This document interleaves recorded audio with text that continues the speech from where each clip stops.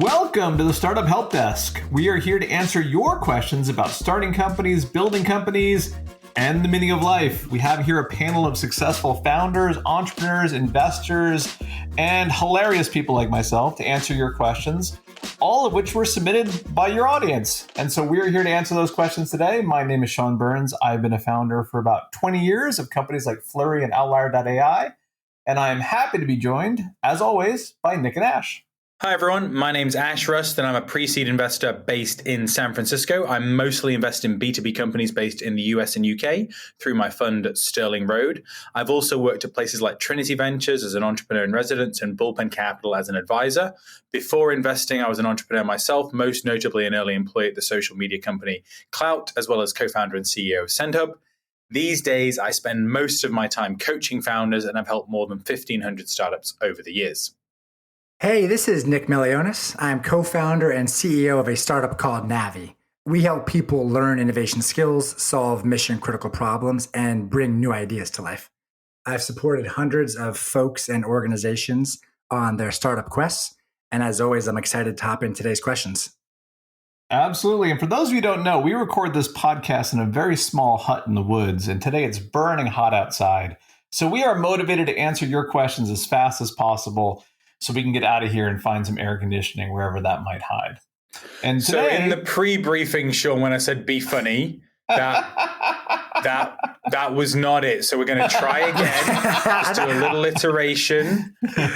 Focus on growth. That's right. Oh, good times, good times. Well, let's get to the questions, which are not funny. These are real questions asked by real people, all of you, about starting companies. Today, all of our questions are about retaining top employees. If you have a company and you have employees, some of them will be your top employees. How do we make sure they stick around as you build your business over time? If you have questions, we would love to answer them in a future episode. So head over to thestartuphelpdesk.com or find us on X/Twitter as thestartuphd. All the questions you hear today were submitted just that way, and we'd love to answer your questions in a future episode. But for now, let's get to answering questions about retaining top employees. Here's our first question. Our first employee is amazing and has been a big part of building our company. They want to become a co-founder, but I'm not sure if that's a good idea or even how to do it. Ash, what do you think, man? Well, it might be a good idea, but it's definitely another level of commitment. And for something like this, in an ideal world, I'd like to see the existing co-founders be the people suggesting it, not the amazing employee. Now, that doesn't mean you don't want to align interests with top employees. If you do or don't want them to be a co-founder, either way, you shouldn't be afraid of giving them a potentially large equity grant over a pretty long vesting schedule. So if you want to really align interests, I'm a big believer in 6-year vesting schedules for large equity grants. So even if someone leaves after a couple of years, they're still not leaving with a huge chunk of the company. Now, if someone says, I want to be a co-founder, and you don't want them to be a co-founder, you can't let them hold you to ransom, but you also want to balance that against your potentially greedy instincts and aligning, again, your best employees with your long-term goals, because these people tend to do an awful lot of good for the company in terms of revenue generation and product progress, and that's worth a lot more than perhaps the equity you might be hoarding on your side. Ash, one question on that. So at this stage, you've already done this initial allocation of equity to let's just say you and your co-founder. And then you've got someone that's the superstar that you want to continue to incentivize. Do you have any common parameters you would consider for that large equity grant that you said? Is there an upper bound that says you can go up to this, but any more would likely be too much? Oh, sure. I wouldn't give them more than you have. That's a good place to start. That's definitely can't be. Yes. Don't make them the majority holder. That's a good starting point. I'd say if someone is going to stay as an employee, 5% is the most I've ever seen for someone who's an employee. I think if someone's going to be a co-founder, then the standard advice is that you should think about how close we are to an IPO in terms of a relative percentage progress. And then that person has the right to, their share of that potential time period. A lot of people aren't going to be comfortable with that because these things usually happen in the first 1 or 2 years when you're maybe close to zero revenue versus the needed 100 million ARR to go public. But yeah, I'd say that if you want to make someone a co-founder, you really need to be thinking about making it as equitable as possible based on how much time is left to go before an IPO. But employees, no more than 5%. Mm-hmm. Speaking of time, Ash, did I hear you right about 6 years? That's very long. Does that happen a lot? I very rarely have ever seen a 6-year vesting schedule. Yeah, so it's happening more and more. I'm not the only one beating the drum on this, but yeah, I'm seeing it more and more. I don't think it's every time, and it's certainly not the norm when people get started. It's been in existence for a very long period of time by necessity, as Series A and Series B VCs have extended out the vesting schedules of co-founders. They will almost always make you restart your vesting schedule with whatever's left with every subsequent priced round. So it has functionally existed, but now it's starting to find its way more directly into paperwork that I'm seeing. Wow. I haven't seen it, but I believe you. That's amazing. Because if you think about it, let's say that you're making this decision about promoting this employee to a founder maybe a year into the company. That means it'll be 7 years into the life of the business before this person has vested all their equity. I'm not sure what the total expected lifespan of companies are, but I think that like successful companies, it's like a decade. So you're not going to be fully vested until most of the life of the company is through. That just seems like a really long time. I don't have any objective data. It just feels that way to me, but I believe you. I mean, I can certainly understand why it's in the best interest of the investors, certainly. For the founders. Well, again, it's been functionally happening, right? Because if you think about what you would do with most employees who are performing well, if they were on shorter vesting schedules, is that you'd give them regular option top-ups, which is the same timeline. So you just have the ability to offer more in that first allocation, so to speak, and spread it out over a longer time. Right, which is going to be most beneficial to the employee, actually, even though Sean is poo-pooing it. If I thought, well, I guess it depends. I can see your point of view, Ash. I can understand it. I'm not sure I would. Let's not call it agreement, though, right? There's a little something there. And see, you told me I wasn't supposed to be funny today. Look at that. I'm figuring it out. No, you're doing just fine. Oh, man. All right, let's move on to the next question. This is good. All right, so I'll take this one. Our top salesperson got a job offer from one of our competitors for a lot more than we pay them. Is there any way to avoid losing them? Yeah, this is good. I'll kick things off here. So, of course, there is a way to avoid losing them. It's just not going to be easy, and it's far from a guarantee. So much of this is a function of just thinking about what are the levers you have that can incentivize a top salesperson. The common levers likely function around how you can reward performance. And so this could be the commission plan. It can also be offering more equity. And then, of course, emphasizing the likelihood of an exit. If this is a salesperson that's at your startup, I think it's important to not forget that the opportunity for a liquidity event is something that is far from a guarantee, but is clearly something that is a meaningful incentive. And so while you might initially want to leap into offering more in the commission plan itself, if you can, go for it. But the other piece is this is someone possibly bought into the vision and bought into this longer term growth plan. So make sure they can see it and they can really understand with conviction if you're marching forward in a meaningful way. That might be able to get them going. But there's obviously a lot to that. Well, Nick, question for you. All the benchmarks I've ever seen show that salespeople generally own very small amounts of equity. And it's not because it's unfair. It's that generally speaking, they value that less than their ability to earn cash now. Like their job is to make commissions and they are more motivated by that. Have you seen salespeople that are primarily motivated or partially motivated by their equity stake in, against that trend that I'm citing? Only if they're a co-founder. Yeah, it's an interesting point. I think the earlier they join, that 6-year vest, so that co-founder salesperson sticking around forever. Yeah, that's a great point. I think, of course, it's the earlier they join. So if it's a co-founder or amongst that first group of hires, then they're the ones most likely interested in that equity. So beyond that, though, of course, cash is the driving force. Yeah, I mean, that would be my response, which is that salespeople go where they think they can make the most money. And if they believe they can make the most money at your company, they'll stay. And if they think they can make the most money at a competitor, they will leave. And the question is, how can you set it up to believe that they can make the most money? It's often not just about the commission plan.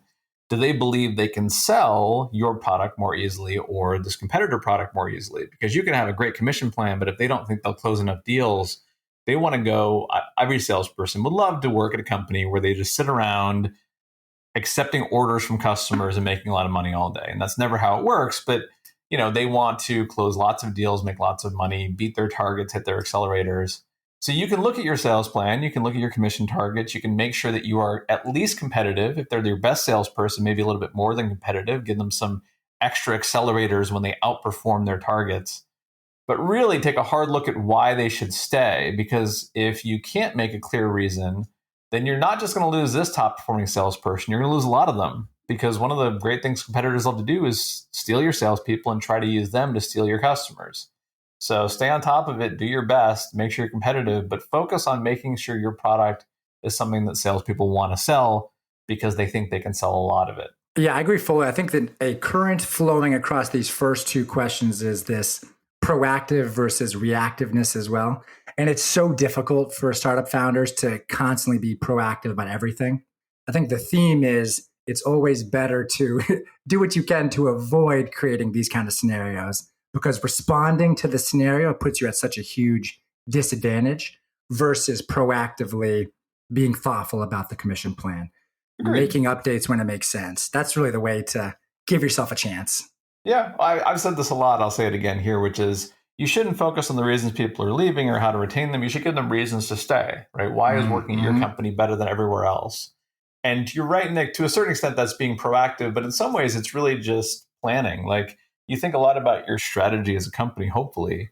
That's part of your strategy, which is why is working for your company better than the competition? For a salesperson, the reasons will be different than an engineer, which would be different than a product manager, et cetera, et cetera. But you have to think about those reasons, because if you don't, somebody else will, and they might poach your best people, which is, of course, what we're talking about today. Mm-hmm. Before we move to the next question, I have a question for you, Nick and Ash. Have you ever been in a position where one of your top employees was in danger of leaving, and were you able to retain them? No, we certainly tried every single time, but they always left. Yeah, I got to think about that for sure. I would say my initial instinct is that when those circumstances have happened, folks have gone elsewhere. Now, that said, there is a famous example to the contrary, right? I believe Sundar Pichai was offered the VP of product at Twitter way back in the day, and Google just paid him a massive amount of equity, and then he stayed, and that has kind of worked out for them. That's true. I do have a few examples where I have managed to retain top people, but every example I have, what it involved was changing their job to something different, because why they were leaving wasn't because they didn't like working with the company. They just wanted a different kind of role, and we had to essentially create that role for them at the company.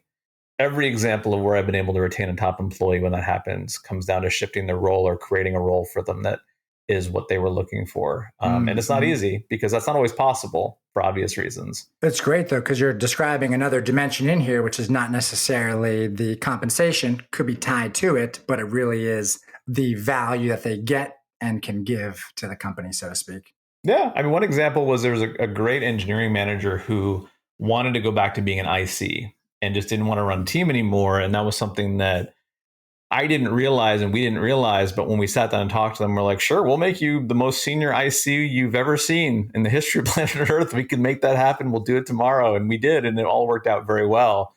But it was a great failure of management that they didn't know that was a possibility, that we had somehow made them think that in order to go back to being an IC, they had to go somewhere else. And so that was maybe, a longer story at some point about the root causes of that problem. But we did retain them. They were fantastic, too. It was a great experience. Okay, instead of me waxing philosophical about history, Nick, hit us up with some more questions. All right, let's do it. Here is a third question that we received from a founder. They said the following. One of our best engineers wants to leave and start their own company. We really need them on our team, and I'm afraid others might leave with them. What should we do? First, and I've said this repeatedly, you should panic. You should absolutely panic. That is Sounds absolutely like a good start. Well, so I should start off by saying this is going to sound very cynical. I think when anybody starts talking about leaving, it's going to happen. I mean, I have a handful of examples, like I mentioned, of people we've been able to retain by changing their job. But universally, I think once somebody brings up leaving, it might not be tomorrow. You might postpone it, but eventually they are going to leave. It's like once married people start bringing up divorce, it's very hard, almost inevitable they will get divorced. So the first thing is you have to protect the company, which is a transition plan. Make sure you understand what will happen if they do leave. You really don't want to lose them. You don't want to lose other people on the team. Maybe you reach out to their team and try to work on retaining them and make sure they're happy. Whatever it is, make sure you have a plan for when they leave, because that is going to be the default. And then, or in parallel, make sure you understand why they're leaving. I mean, if they want to go start their own company, that's probably not an opportunity you can offer to them at your company. They just got into Y Combinator. Maybe they want to go do that. There's probably nothing you can do, but maybe there is something they can do. Maybe there's a reason that they want to run to something else, and maybe you can offer that. So at least have that conversation, understand. But like I said, the chances are that they are going to leave. And it is likely they might bring people with them. If they got into Y Combinator, maybe their co-founder is another person on your team, or maybe the minute they get funding, they'll hire somebody else. So focus on giving those other people a reason to stay as best you can. So what is it about working for your company to be better than being the first employee at this YC-based startup? What would be better than joining this other startup after they raise money and they get all this press and it sounds very exciting? Figure out why people should stay. I know I sounded like a broken record on that, but what is it about your company that's worth working for? Ash, what do you think, man? I'm sure you have a different perspective, and it probably involves 6-year vesting schedules, I'm sure.